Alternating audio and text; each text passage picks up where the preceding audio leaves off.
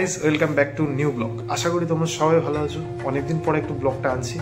আসলে একটু ডিলে হয়ে যাচ্ছে, কারণ আমার কাছে ব্লগ রয়েছে, বাট আমি তোমাদের সবকে নতুন নতুন ব্লগ বানাচ্ছি, এডিটিং চলছে, এর জন্য মানে একটু সময় নিচ্ছি। অবশ্যই তোমাদের জন্য ভালো ভালো ব্লগ আসছে নতুন, আর আমাকে সাপোর্ট করতে হবে। ভিডিওগুলো যেই ব্লগগুলো তোমাদের ভালো লাগবে অবশ্যই শেয়ার কিন্তু চাই, নাহলে হবে না। শেয়ারটা করবে, ঠিক আছে? অবশ্যই শেয়ার করবে, আর অবশ্যই ভিডিওটা যদি ভালো লাগে একটু সাবস্ক্রাইব করে দেবে, তাহলে আমার উপকার হবে, ঠিক আছে? তোমাদের ফ্রি এর জন্য, কিন্তু আমাদের উপকার হবে, ঠিক আছে? তো সাবস্ক্রাইবটা ফ্রি আছে, তোমরা দাবিয়ে দাও, ঠিক আছে? তাদের তো বেশি দেরি না করে আমরা যাই এখন। আমি মেনলি আজকে যাচ্ছি একটা পুজো বাড়ি। এবার পুজো বাড়িতে গিয়ে যেমন যেটা হয় তো সেটা, আর মোটামুটি ওখানে কেমন কি হয় আর সবটাই আমি তুলে ধরবো, ঠিক আছে, এই ব্লগে। আর দেখো, আমি বাইরেটা অনেক ঠান্ডা যেহেতু, এর জন্য আমি এই ড্রেসটা পরেছি। তোমরা অবশ্যই কমেন্ট করে জানি কেমন লাগছে, ঠিক আছে? তো বেশি দেরি করবো না, চলো যাওয়া যাক। আর ড্রেসটা বলো কেমন লাগছে। আর আমার সত্যি বলতে গেলে ঠান্ডার ভিতরে একটু কষ্ট হচ্ছে, তবু ঠিক আছে, কোনো ব্যাপার না, চলো যাওয়া যাক।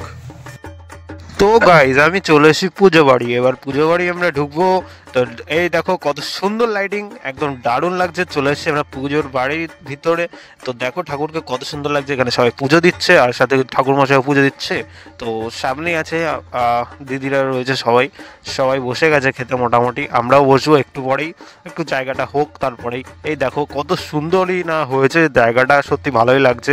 সব কিছু আয়োজন খুবই সুন্দর লাগছে। আমরা বসে গেলাম সোজাসুজি আমার ফ্যামিলি নিয়ে। দেখো আমার বাবা মা, সাথে আমার দাদাও বসে গেছিলো সাইডেই। তো দাদা সাথে সাথে প্লেটটা দিয়ে দিল। দেওয়ার পরে দেখো আমি সাইডে এই খাম্বা মাঝখানে কি করব, তো কিছু করার নেই, খাম্বার এখানে বসতে হবে। তো এই দেখো ফ্রাইড রাইস দিয়ে দিয়েছে ভাই, আমার ফেভারিট ফ্রাইড রাইস, আমার সত্যি দারুণ লাগে। এবার ফ্রাইড রাইসের পরে দেখা যাক কি দেয়। সত্যি ভাই, ও হো দিয়েছে দেখো আলুর দম, যেটা আমার সব থেকে প্রিয়, ফ্রাইড রাইস আর আলুর দম। আর এই দেখো পরে দিয়েছে পনিরের আইটেমটা খুব সুন্দর ছিল। যে কটা জিনিস ছিল সত্যি খুব ভালো লাগলো খেতে। তো আমাদের খাওয়া গেলো, তারপর ঠাকুর বাড়িতে ঠাকুর দেখলাম। তো আমরা বাড়ি, তো গাইজ আমি বাড়ি চলে এসেছি খেয়ে। খুব ভালো রান্না হয়েছিল, সত্যি বলতে গেলে ভালো লাগলো অনেকদিন পরে দিদিদের সাথে দেখা হলো। ওটা একটা দিদির বাড়ি ছিল, তো দিদির সাথে দেখা হলে অনেক ভালো লাগলো। আর আজকে ব্লগটা এই পর্যন্ত। তোমাদের যদি ভালো লাগে অবশ্যই লাইক কমেন্ট শেয়ার সাবস্ক্রাইব করে দিও। আর একদম পরে ব্লগে তোমাদের সাথে দেখা হচ্ছে আমার। টাটা।